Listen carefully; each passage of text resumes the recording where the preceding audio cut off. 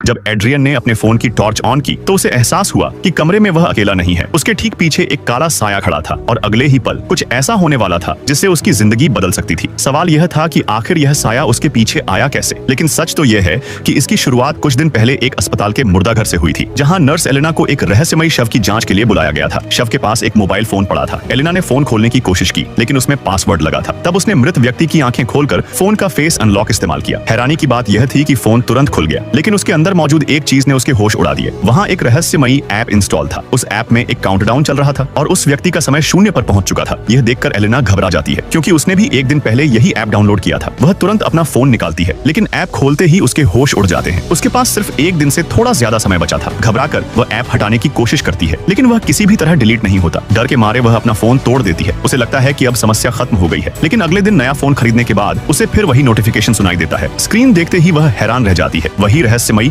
App नए phone में वापस आ चुका था। अब उसे समझ आ जाता है कि यह कोई साधारण ऐप नहीं है। वह दोबारा उसे हटाने की कोशिश करती है, लेकिन इस बार भी उसे सफलता नहीं मिलती। निराश होकर वह अपनी कार में बैठ जाती है। फोन देखने पर उसे पता चलता है कि उसके पास अब सिर्फ 20 घंटे बचे हैं। उसी समय उसे रियर व्यू मिरर में एक काली परछाई दिखाई देती है। वह तुरंत पीछे मुड़कर देखती है, लेकिन वहाँ कोई नहीं होता। अगले ही पल उसे महसूस होता है कि कोई रहस्यमयी साया उसके बेहद करीब खड़ा है। तभी उसका दोस्त एड्रियन वहाँ पहुँच जाता है, लेकिन राहत ज्यादा देर नहीं टिकती, क्योंकि एड्रियन के फोन में भी वही ऐप मौजूद था और उसके पास एलेना से भी कम सिर्फ 18 घंटे का समय बचा था। अब दोनों समझ चुके थे कि मामला गंभीर है। मदद की उम्मीद में वे एक स्थानीय पादरी के पास पहुंचते हैं। पादरी उनकी कहानी सुनकर बताता है कि पुराने समय में दुष्ट शक्तियां ऐसे अभिशाप डाला करती थीं और अब यह श्राप आधुनिक तकनीक के जरिए फैल रहा है। हालांकि वह एक उपाय भी बताता है। अगर ऐप के कोड में बदलाव कर दिया जाए तो शायद काउंटडाउन बदला जा सकता है। यह सुनकर एलेना और एड्रियन उस ऐप के निर्माता को ढूंढने में लग जाते हैं। आखिरकार उन्हें एक कुशल प्रोग्रामर मिल जाता है। वह ऐप में कई बदलाव करता है। कुछ देर बाद दोनों की स्क्रीन पर 90 साल से ज्यादा समय दिखाई देने लगता है। यह देखकर दोनों राहत की सांस लेते हैं। उन्हें लगता है कि श्राप खत्म हो गया है, लेकिन असली डर अभी बाकी था। कुछ समय बाद एड्रियन अपने घर में अकेला होता है। अचानक उसे किसी महिला के रोने जैसी आवाज सुनाई देती है। वह चौंककर चारों तरफ देखने लगता है। तभी उसे एक रहस्यमयी महिला दिखाई देती है, जो नंगे पांव उसकी तरफ बढ़ रही होती है। एड्रियन की धड़कनें तेज हो जाती हैं। उसी समय घर की लाइटें टिमटिमाने लगती हैं और अगले ही पल पूरा कमरा अंधेरे में डूब जाता है। घबराकर एड्रियन अपने फोन की टॉर्च ऑन करता है, लेकिन जैसे ही रोशनी फैलती है उसे एहसास होता है कि उसके पीछे कोई खड़ा है। वह धीरे धीरे पीछे मुड़ता है और देखता है कि वही काला साया उसके बिल्कुल पास मौजूद है।